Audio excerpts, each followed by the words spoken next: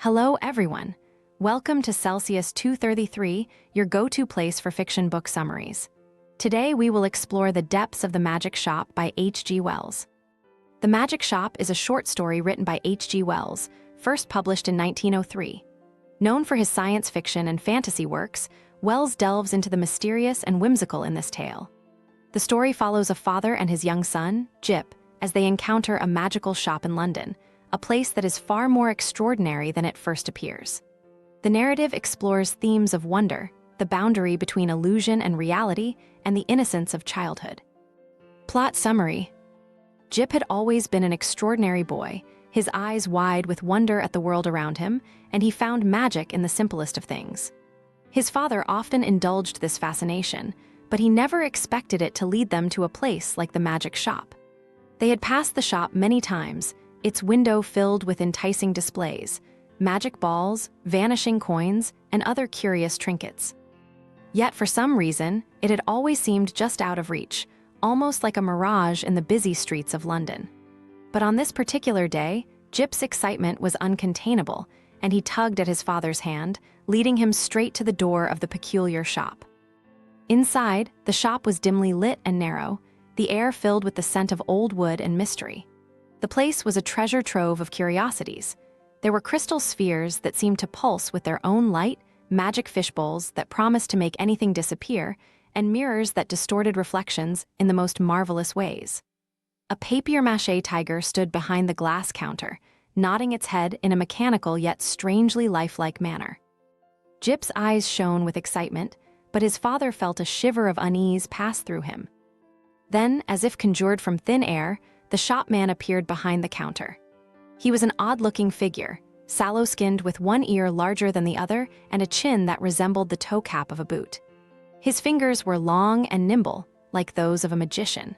He greeted them with a smile that was both welcoming and secretive, spreading his fingers across the glass case as if to draw their attention to the wonders within. "I want to buy my little boy a few simple tricks," Jip's father said, trying to sound casual. The shopman's eyes twinkled mischievously as he asked, "Legerdemain, mechanical, domestic?" Before he could respond, the shopman reached into thin air and pulled out a glass ball. "Something in this way?" he asked, holding it out as if it were the most natural thing in the world. Jip reached for it, but his hand found only empty space. "It's in your pocket," the shopman said with a smile, and sure enough, when Jip's father checked, there it was.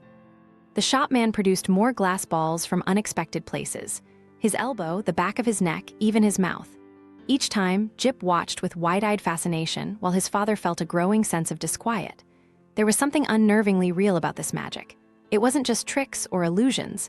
It felt as if the shop itself was alive with enchantment. The shopman offered them all sorts of wonders, mysterious boxes, vanishing coins, and even a crying baby doll that looked eerily human. Each item seemed to come from nowhere, plucked from the shopman's hat or pulled out of the air. As they moved deeper into the shop, Jip's father noticed other children trying to enter, but the door remained firmly shut for them. The shopman explained with a smile, "It's only the right sort of boy who gets through that doorway." Jip, apparently, was the right sort. This revelation only heightened his father's unease. What kind of place was this, that it chose its customers? And what did it mean for Jip to be the right sort? The shopman led them into the showroom, a sprawling gallery filled with more wonders than they could take in at once. There were magic trains that ran without steam or clockwork, toy soldiers that sprang to life with a single word, and swords that promised to make any child invincible in battle. Jip was enthralled, moving from one marvel to the next with the shopman at his side, explaining each trick with a mix of charm and secrecy. As the father followed them, he couldn't shake the feeling that the shop was shifting around them, changing its layout in subtle, disorienting ways. He glanced back at the entrance, but it seemed to have vanished, replaced by a row of mirrors that twisted his reflection into grotesque shapes. An unsettling thought crossed his mind. What if they couldn't leave? Jip, meanwhile, was wholly absorbed in the magic around him, seemingly unaware of the growing strangeness. The shopman showed him a large drum and whispered something in his ear. "Hide and seek, Dada," Jip cried out, his voice filled with glee. Before his father could react, the shopman clapped the drum over Jip, and in an instant, the boy was gone. The stool he had been standing on was empty, and a cold dread settled over his father. He demanded to know where his son was, but the shopman merely smiled, showing the empty drum. "There is no deception," he said, his tone maddeningly calm.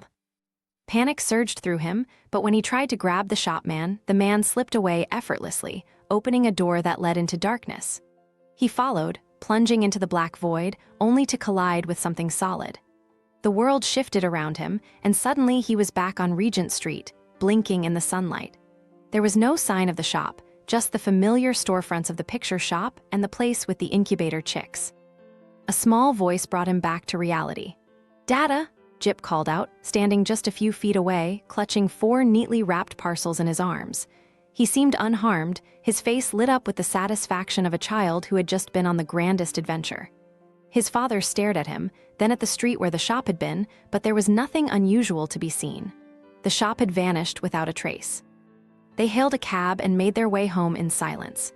His father couldn't shake the feeling that something extraordinary had happened, something that defied explanation. When they finally opened the parcels, they found only ordinary toys. Lead soldiers, a little white kitten, all seemingly normal and mundane. But Jip spoke of them with a quiet certainty, as if they still held a touch of the magic he had seen in the shop. Days turned into weeks, and life went on, but the memory of the magic shop lingered in his father's mind. He went back to Regent Street several times, hoping to find the shop again, but it was as if it had never existed. He wondered if they would send a bill for the items they had taken, but none ever came. The magic of that place, it seemed, had left them both with more questions than answers, a mystery that would remain unsolved. Looking for more great reads? Be sure to check out other books by H.G. Wells. Find them in the description or on Celsius 233. Remember, while our summaries capture the essence, they can never replace the full experience of reading the book. If this summary intrigued you, consider diving into the complete story, buy the book, and immerse yourself in H.G. Wells's original work. Bye-bye, take care, have fun.